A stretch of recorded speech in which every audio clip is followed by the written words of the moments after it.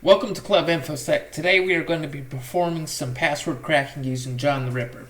If you are not familiar with John the Ripper, it is one of the best tools for cracking passwords and is very popular with security professionals. So how does password cracking work? Passwords are stored and transmitted as hashes, which are a one-way encryption technique that takes variable length messages and condenses them down to a fixed length, unique hash of the original message. John the Ripper does not decrypt hashes. We'll see a little bit more on that later. When using John the Ripper, it is better to know what type of hashing is being used on the password hashes. This dramatically shortens the time it takes to crack the password.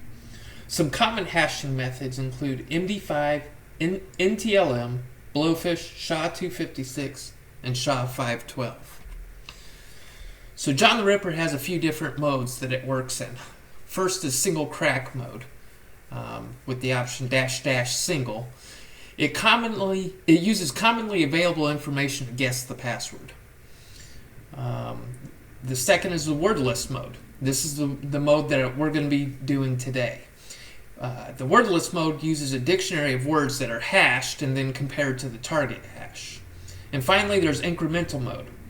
This is the brute force mode that John uses.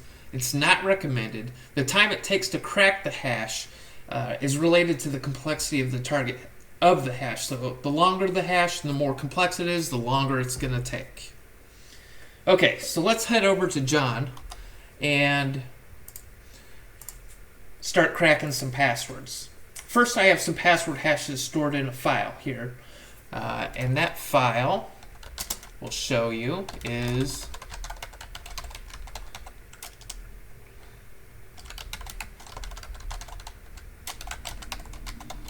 here. You see we've got some hashes in this text file. And what we're going to do is we're going to tell John to attempt to crack these passwords. So first, we're going to pass John a command here.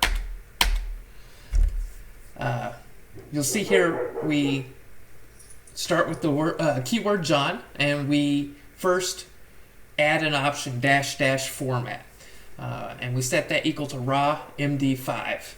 That's going to be the hashing method that we're telling John that we want to use on this password file.